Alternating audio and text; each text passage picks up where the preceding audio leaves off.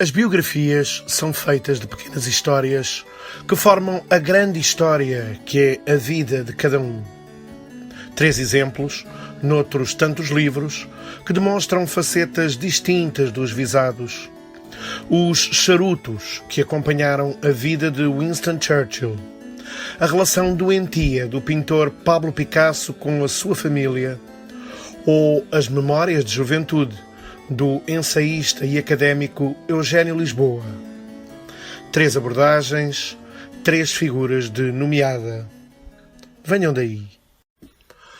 Não se trata exatamente de uma biografia, mas de uma abordagem bastante curiosa e detalhada a uma das facetas de um dos homens mais conhecidos da história do século XX, o carismático líder inglês Winston Churchill, que conduziu os destinos do seu país durante a Segunda Guerra Mundial e, com eles, os de uma boa parte da Europa.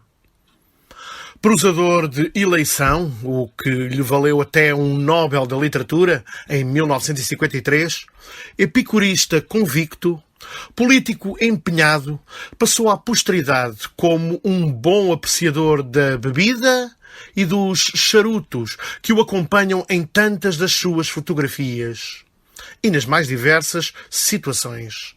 Churchill e os charutos é o esclarecedor título deste livro, publicado entre nós pela Aleteia. Stephen McGinty, premiado jornalista e produtor de documentários escocês, do qual, aliás, foi já em 2022 publicado em Portugal o seu livro O Mergulho, a história inédita do resgate de submarino mais profundo de sempre, sublinha a peculiar ligação entre o líder britânico e um dos seus vícios assumidos. A importância do assunto está muito para além de uma simples cuscovilhice. Se soubermos, por exemplo, que os charutos que lhe eram oferecidos eram todos eles experimentados em ratos, ou que, ainda hoje, as beatas daqueles que consumiu são mantidas como relíquias históricas. Um livro que é um bom exemplo das possibilidades da microhistória. O Armário dos Charutos chegou finalmente a Londres a 20 de agosto e encontrava-se no armazém da Cruz Vermelha em Hobart House. No entanto, antes que pudessem ser tirados de lá, havia uma pequena questão de direitos alfandegários a resolver. A importação de charutos para a Grã-Bretanha tinha sido considerada um inútil desperdício de divisas num artigo de luxo e foi por isso proibida. Mesmo as ofertas estavam sujeitas a uma pesada taxa.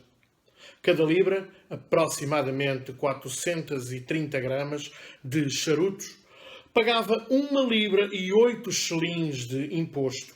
E o total, para o conteúdo do armário, ascendia a 50 libras, 6 vezes o salário mensal médio na altura. As finanças não tinham poderes para isentar do imposto nenhum cidadão, nem sequer o primeiro-ministro, porque seria preciso pagar o preço. A questão era quem? O candidato mais adequado era o Estado cubano, que não achou graça nenhuma a ver o preço da sua oferta subir cada vez mais. Pior ainda, não beneficiaria de qualquer publicidade da parte do primeiro-ministro. O pedido do embaixador cubano para que fosse feita uma apresentação oficial no número 10 de Downing Street foi delicadamente rejeitado. Já fora feita uma apresentação em Havana, na presença do embaixador britânico. Além disso, a chave do armário tinha desaparecido. Tudo o que Cuba recebeu foi uma breve nota de agradecimento e uma fotografia autografada. A 23 de setembro, Churchill foi informado de que tinha sido enviado a Lord Rothschild para testes laboratoriais um charuto de cada caixa. Na realidade, apesar de Colville ter planeado ser ele próprio a escolher os charutos para análise, Rothschild insistira em mandar alguém do MI5 fazer o serviço. Nessa mesma data, Colville alertava mais uma vez o primeiro-ministro para os perigos de uma fumadela à socapa. Esperamos, escrevia, que não fume nenhum dos charutos antes de serem conhecidos os resultados das análises. Uma rusga recente de elementos indesejáveis em Cuba revelou a existência nesse país de um número surpreendentemente grande de agentes e simpatizantes nazis. 10 dias mais tarde, a 3 de outubro, o primeiro-ministro pedia à sua secretária, Kay Hill, que averiguasse se as análises já tinham sido feitas. E Dee Brown comunicou que uma parte dos charutos já foi testada, sem que tenham sido detectadas quaisquer substâncias tóxicas, e que Lord Rothschild apresentaria em breve o seu relatório. A 24 de setembro, o Dr. Lynch tinha finalmente tomado posse de um total de 47 charutos que tratou imediatamente de dissecar. Os problemas depressa se tornaram evidentes. Não bastava, concluiu, testar umas quantas amostras. Seria preciso examiná-los a todos de uma maneira tal que revelasse a presença de quaisquer venenos, além daquele, aliás mortífero, que já todos conheciam: a nicotina. Havia duas áreas de estudo. A ponta, que ficaria entalada entre os dentes do primeiro-ministro, ou superfície de contacto, como era chamada, e o corpo do charuto, ou substância principal, na extremidade, que entrava na boca, procurava-se anomalias bacteriológicas ou químicas, enquanto o corpo era escrutinado em busca de agentes químicos potencialmente voláteis. Como grupo de controlo, com o qual comparar os charutos vindos de Cuba, o Dr. Lynch tinha já comprado um fornecimento de outros com a mesma origem e tamanho idêntico a vários tabaqueiros de Londres, que teriam com certeza ficado muito perturbados se soubessem que, em vez de acendê-los com atentos cuidados e saboreá-los lentamente, o comprador lhes destinava uma sorte bem mais diabólica. O rei dos venenos colocou-os em cima de uma folha de papel esterilizado e isento de gordura e examinou-os com a ajuda de uma potente lupa. Em seguida, servindo-se de uma navalha, cortou-os em pedaços com cerca de 3,5 centímetros, voltou a examiná-los e, finalmente, abriu-os ao meio para um último exame. Feito isto, guardou em tubos de ensaio esterilizados e selados um pedaço de cada um para o caso de serem necessários novos exames. Uma fina fatia de cada charuto, tanto das amostras cubanas como do grupo de controlo, foi separadamente misturada no respectivo caldo nutriente, após o que cerca de 0,6 centímetros cúbicos foram injetados numa série de ratos. Nenhum dos ratos era anteriormente conhecido pela sua habilidade de saborear um bom habano, mas todos eles sucumbiram à sensação tão familiar aos conhecedores de charutos, as propriedades deliciosamente narcóticas da nicotina. Testes cuidadosos tinham revelado que a quantidade correta de caldo mergulharia um rato num período de fraqueza muscular, durante o qual permaneceria deitado e imóvel, pedrado, por assim dizer. O efeito de um charuto seguro, desde que a exposição fosse limitada a uma dose saudável, duraria menos de 1 hora, passada a qual a pequena criatura recuperava e comia. O Dr. Lynch calibrou o teste de tal modo que uma morte prematura pudesse ser lida como resultante de uma bactéria patogénica. Por outras palavras, prova de uma tentativa de assassínio. Um segundo teste envolvia pôr os ratos a respirar o fumo dos charutos suspeitos. Neste caso, 1 grama de charuto era lentamente queimado durante 25 a 30 minutos e o fumo resultante introduzido num frasco de vidro onde um rato suportava estoicamente um ligeiro envenenamento por monóxido de carbono em nome da segurança do primeiro-ministro. Os testes produziram um certo número de resultados, dos quais foram motivo de particular atenção um par de ratos mortos. Todos os animais foram cuidadosamente vigiados durante vários dias após as experiências e 2 deles acabaram por sucumbir. O primeiro, passado 3 dias, e o segundo, passado 6. Uma autópsia imediatamente conduzida revelou que a causa da morte fora uma forma de envenenamento alimentar comum entre os ratos. Ficou claro que a morte dos animais se deveu a uma infecção coincidente e não às propriedades infecciosas ou tóxicas do material de teste, lia-se no relatório do Dr. Lynch. Descobriu-se também que 3 dos charutos continham corpos estranhos de uma substância natural, ainda que muito pouco agradável. Um tinha uma pequena massa escura, com as características de pelos de rato. Era quase de certeza uma bola fecal de rato. Outro tinha uma pequena concreção do que parecia ser amido de trigo não cozinhado. O terceiro apresentava um grupo de minúsculas bolhas ovais de detritos vegetais. Obviamente, dejetos de inseto. Para concluir as suas experiências, o Dr. Lynch colocou fatias cada vez maiores de charuto debaixo da própria língua. As suas conclusões constantes do relatório que apresentou a Lord Rothschild eram: não tenho a mínima dúvida de que as amostras examinadas são toxicológicas e bacteriologicamente normais. Winston Churchill poderia ter-lhe dito 6 semanas antes. Escultor, ceramista, cenógrafo, poeta e dramaturgo, foi como pintor que Pablo Picasso inscreveu o seu nome na história.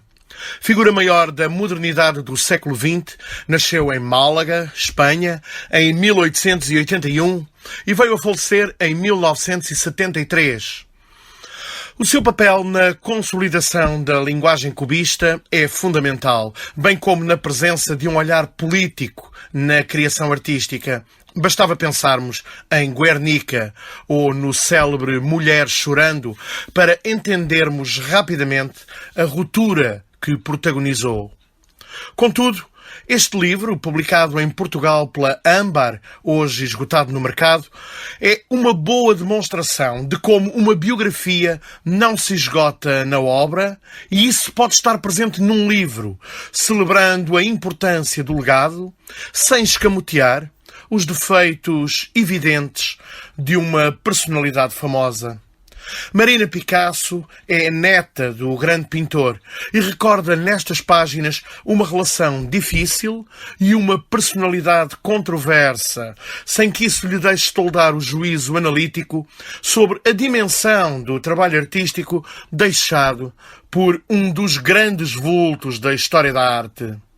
Mais uma vez, o homem e a obra podem coexistir sem se confundir. Como uma sombra, Jacqueline entra na divisão.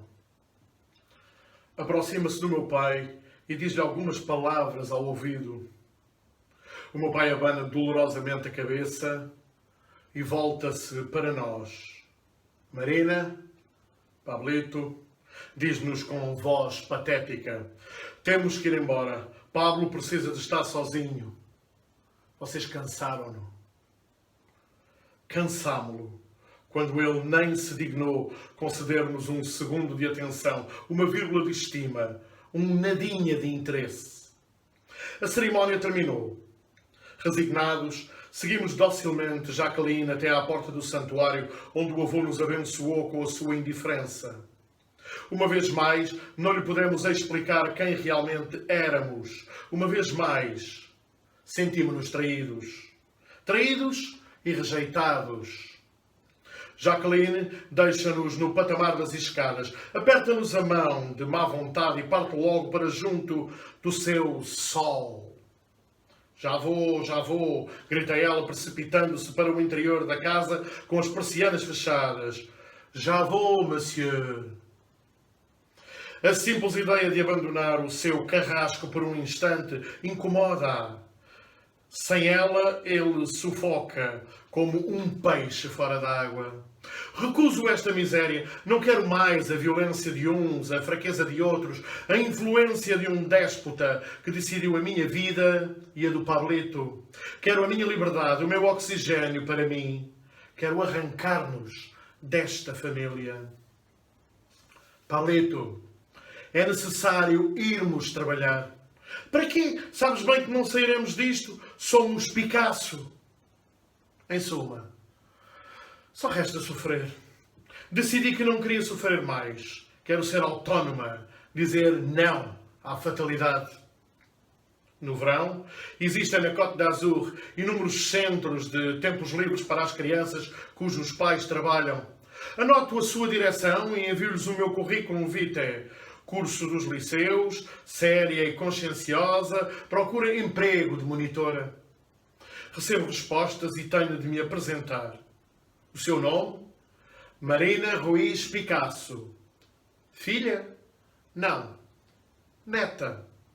Ah, a neta. O que é que eu sou para estas pessoas? Uma inadaptada que procura trabalho para fazer frente à sua família? Uma aprendiz de ricos que procura retirar o pão da boca dos pobres? Chamar-se Picasso e procurar trabalho? Que atrevimento, que vergonha, que desprezo pelos outros. Que fazer se isto não corresponde à verdade? Gaguejar, por certo. Eu gosto das crianças e se mais tarde eu tirar medicina, é a elas que eu me quero consagrar. Se me aceitar e me tomar ao seu serviço e confiar em mim, farei o meu melhor para ser útil. Sempre ainda andar com rodeios, rasar as paredes, tentar apagar o selo Picasso, aceitar os sarcasmos, dobrar-se perante todos os trabalhos desprezíveis, sobretudo, fazer-se amar. Não pelos responsáveis que aceitam pôr-me à prova, mas pelas crianças que se prendem a mim e me falam dos seus sonhos.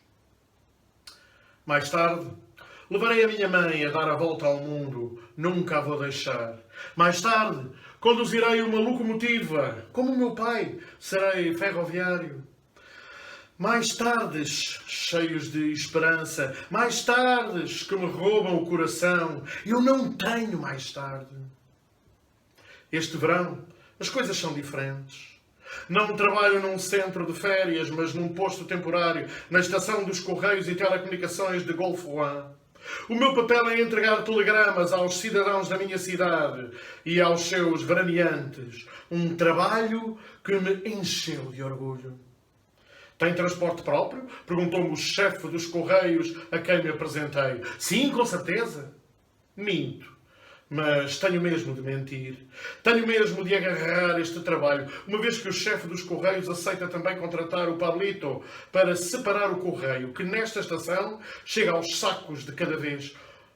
Corro a uma casa de bicicletas e explico o meu caso. Aceita vender-me uma Solex a crédito.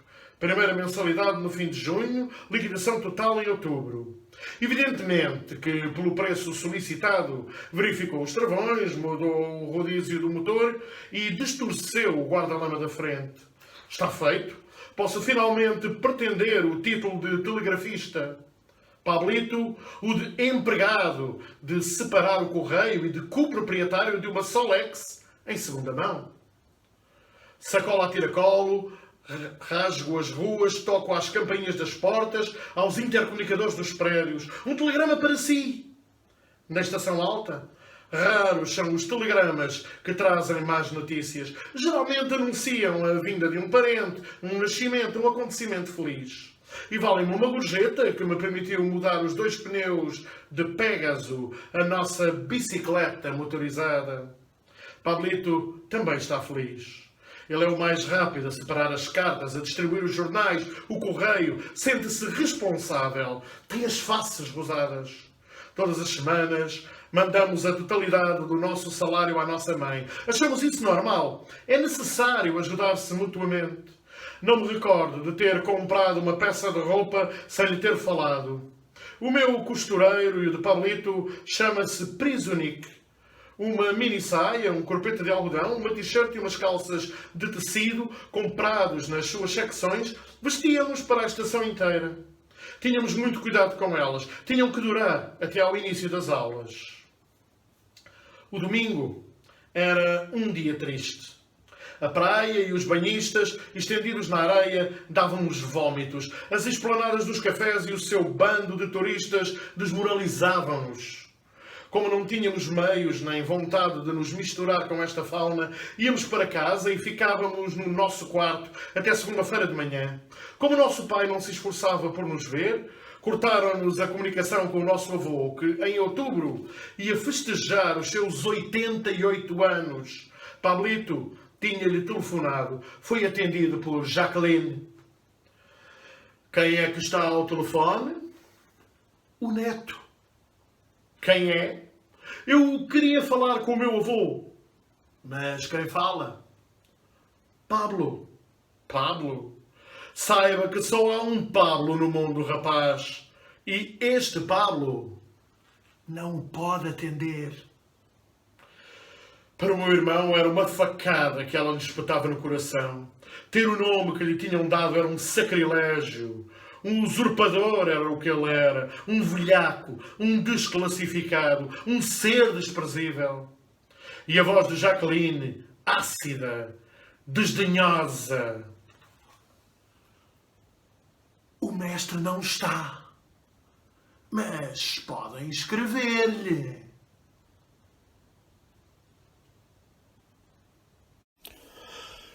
Nasceu em 1930, na então Lourenço Marques, capital de Moçambique. Hoje, Eugénio Lisboa é um dos grandes pensadores portugueses vivos, com uma intervenção diversificada ao longo dos anos. Formado em engenharia, com um passado recheado na diplomacia portuguesa, mas igualmente na indústria do petróleo, foi, no entanto, como professor de literatura, ensaísta e crítico literário, que inscreveu o seu nome na história. Uma das grandes empreitadas a que se dedicou nos últimos anos foi a escrita e publicação das suas memórias sob a designação geral Acta Est Fabula. Nada menos que 6 volumes, incluindo um apenas dedicado a viagens e outro à sua companheira de sempre, Maria Antonieta, falecida em 2016. Em 2011, foi alvo de uma intensa sessão na Universidade de Aveiro, ocasião em que foi lançado o volume Eugénio Lisboa, Vário, Intrépido e Fecundo, uma homenagem.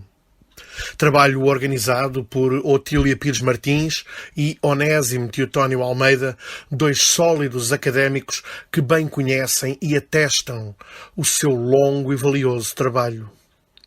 Focar apenas um fragmento de uma vida tão preenchida será sempre um desafio inglório. Atentemos em algumas passagens do volume 1 das suas memórias, tal como todos os restantes, publicados pela editora Opera Omnia, este abordando a infância e a juventude, o período que vai do nascimento até ao ano de 1947. Na falta de termos livros para ler, propusemos-nos, eu e o meu irmão mais velho, o Fernando, escrever os nossos próprios romances. Eu comecei um terrivelmente gótico, passado numa praia com mar encrespado, naufrágios à vista da costa, trovoadas amedrontadoras e piratas. O caraças! Mas a coisa arrancava mal e mesmo a mim cheirava muito a clichê deslavado. O meu irmão apresentou-me com orgulho o seu começo de romance, que me deixou transido de admiração e inveja. Aquilo era um estilo amadurecido, profissional, de um dramatismo firme e promissor. Encanitei. Não era possível. O Fernando, que eu tão bem conhecia, escrever aquelas coisas, não era possível. O livrinho do meu irmão tinha o título de O Espião. E isto fez-me tocar uma campainha na memória. Onde é que eu já vira aquilo? Poucos dias depois desvendei o mistério. Percorrendo as prateleiras da estante e escondido pela sua dimensão diminuta entre 2 livros mais avantajados, lá estava O Espião, de Máximo Gorki. Abriu e ali estava, escarrapachado, o parágrafo de abertura igualzinho ao do Fernando. Ele a machucar-me durante uns dias com o seu talento literário, pelos vistos muito superior ao meu. Era agora a minha vez de o acusar de plágio desavergonhado. De qualquer modo, durante algum tempo, a minha apetência para a escrita ficou sufocada. Só quando li, pouco depois, O Céu, de José Duro, que também vegetava pelas prateleiras da estante, me imaginei tuberculoso terminal, mesmo sem cuspir sangue, e me pus a parafrasear em verso alguns daqueles poemas fúnebres. O gozo, a felicidade que sentia com tanta infelicidade, como a morte me dava vida. Saía dali para a praia e tudo se desvanecia. A água morna do oceano, o apetite devorador com que saía do mar, nada tinham a ver com tuberculose nem com cemitérios.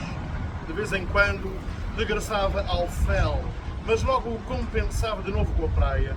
As coisas que conciliamos dentro de nós. A revista brasileira Vamos Ler, de que havia dezenas de números já antigos, como atrás disse, nas malas abandonadas na garagem, fazia as minhas delícias.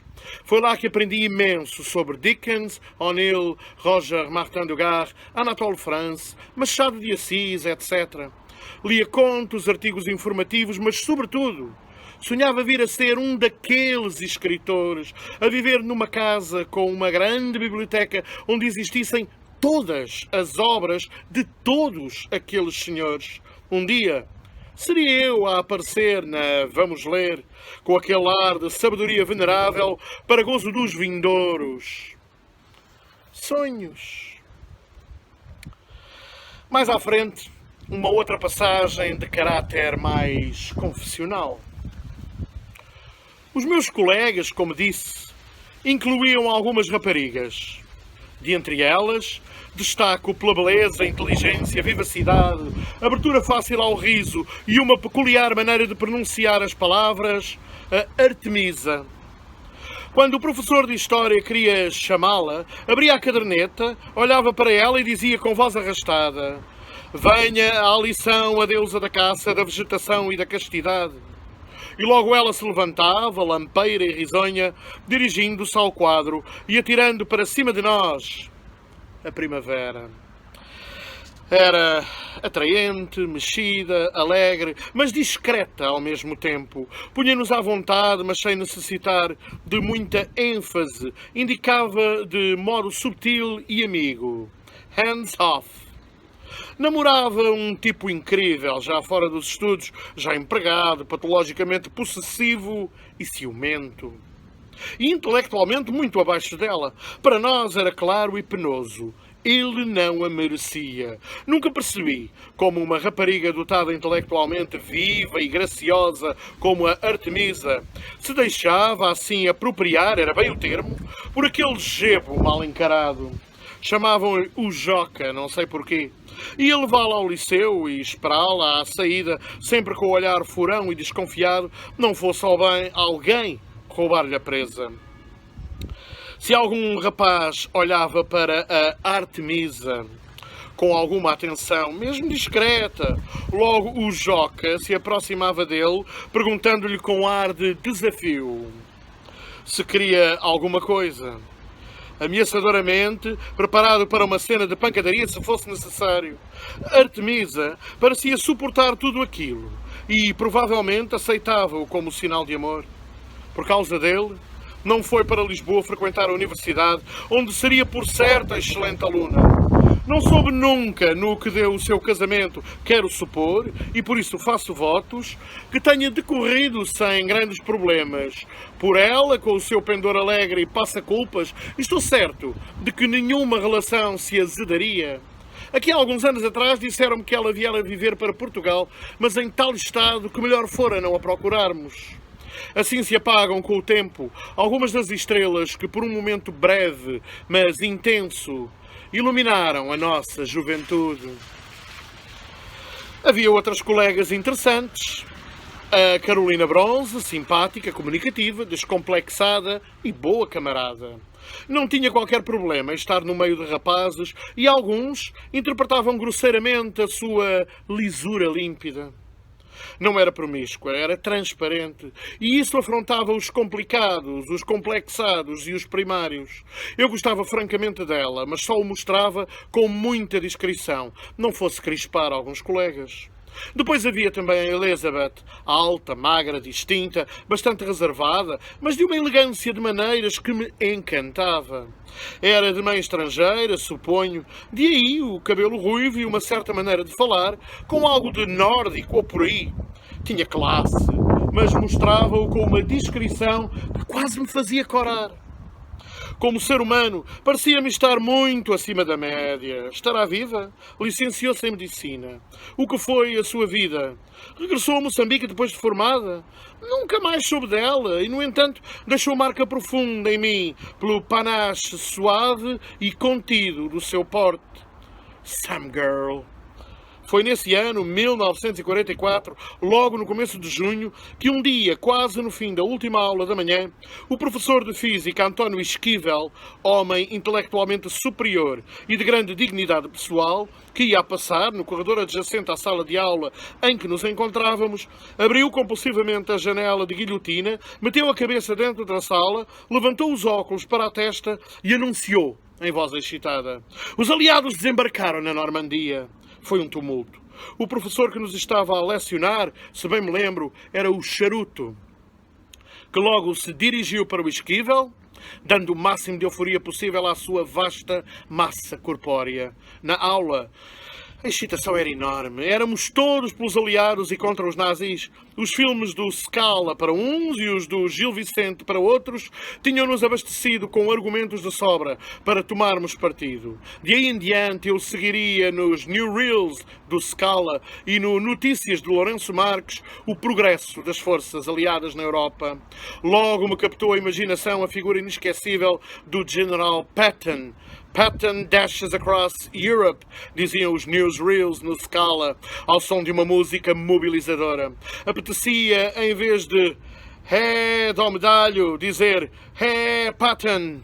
Mais tarde, vi em Johannesburg e revi vezes sem conta esse admirável filme de Franklin Shafter, Patton, sobre essa figura complexa, mítica e fascinante, que foi o genial comandante de campo dos aliados na Europa ocupada pelos alemães.